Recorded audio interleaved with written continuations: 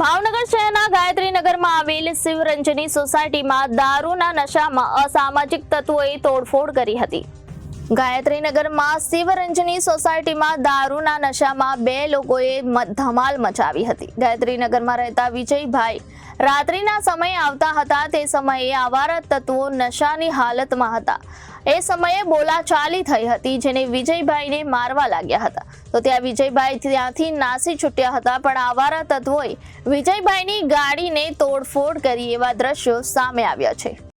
મારું નામ વિજયભાઈ નારાયણદાસ થાવરાણી છે। શું બનાવ બન્યો? બનાવમાં એવું છે કે રાત્રના સમયે હું જોબ ઉપરથી આવતો હતો, ગાડી બારગામ લઈ ગયો હતો। હું એવન બેકરીમાં નોકરી કરું છું। બારગામનો મારી પાસે રૂટ છે। હું રાત્રે લગભગ 2-2:30 વાગ્યાના આસપાસ હું બારગામથી આવ્યો ને, એટલે અજાણ્યા શખ્સો 2 જણા આવીને ઇનોવા કાર લઈને ધોકા વડે મારી ઉપર હુમલો કરવામાં આવેલ છે। ક્યાં વિસ્તારમાં? ગાયત્રીનગર શિવરંજની સોસાયટીમાં। કોઈને પછી બીજાને કોઈ ઈજા પહોંચાડી, મારામારી એવું કંઈક કર્યું? ત્યાં તો નહોતી પહોંચાડી, પણ મારી પહેલાં 2-3 જણાને મારીને આવેલા હતા, છરીઓ વડે અને ધોકા વડે। એને ઓળખો છો કોણ છે? નહીં, હું કોઈ દિવસ એ લોકોને મળ્યો નથી અને મેં કોઈ દિવસ એ લોકોને જોયો નથી। Reporter Firoz Malik, ABC news, Bhavnagar.